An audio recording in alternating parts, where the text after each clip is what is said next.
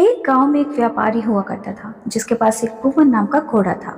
उस घोड़े में एक खासियत ये थी कि वो इंसानों की तरह बात करता था। लेकिन व्यापारी उस भुवन नाम के घोड़े से बहुत ज्यादा काम करवाता था। इतना काम करने के बावजूद भी भुवन अपने मालिक से काफी प्यार करता था, जबकि उसका मालिक भुवन को खाना भी कम देता था। भुवन के माँ बाप भी उसी व्यापारी के यहाँ काम करते थे। उस व्यापारी की एक छोटी सी बेटी थी जिसे भुवन स्कूल छोड़ने के लिए ले जाता था और वापस घर भी लाता था। भुवन व्यापारी की लड़की को एक अच्छा दोस्त मानता था क्योंकि वो उसके साथ में बहुत अच्छा व्यवहार करती थी। व्यापारी थोड़ा घमंडी टाइप का व्यक्ति था, जिस वजह से उस गांव के लोग भी व्यापारी से बातचीत नहीं करते थे। इस वजह से ही गांव के दूसरे बच्चे व्यापारी की छोटी बेटी गुड़िया के साथ में बातचीत नहीं करते थे। अब गुड़िया के पास सिर्फ एक ही दोस्त था, भुवन।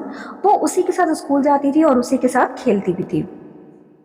एक दिन की बात है जब भुवन और व्यापारी दोनों एक जंगल से होते हुए घर जा रहे थे और रात का समय हो गया था।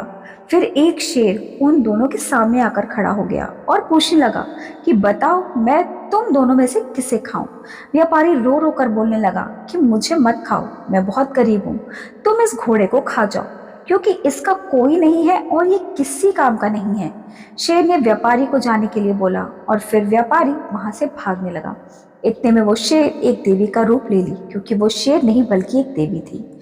और वो भुवन से बोली कि तुम जिसे अपना मालिक समझते हो, जिसका जान बचाने के लिए अपना जान दांव पर लगाए हो, वो तुम्हारे लिए कुछ भी नहीं सोचता है। ये देख व्यापारी वापस भुवन के पास आया और माफी मांगने लगा। बोला कि मुझे माफ कर दो, अब हम तुम्हें कभी तकलीफ नहीं पहुंचाएंगे और अपना घर के सदस्य जैसा मानेंगे। देवी भी भुवन से बहुत खुश थी। उन्होंने भुवन को आशीर्वाद दिया और इतना कह करके वो चली गई और भुवन और व्यापारी भी अपने घर वापस आ गए।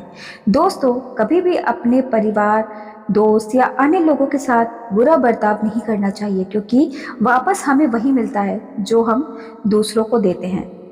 आशा करती हूँ कि आपको यह कहानी पसंद आई होगी।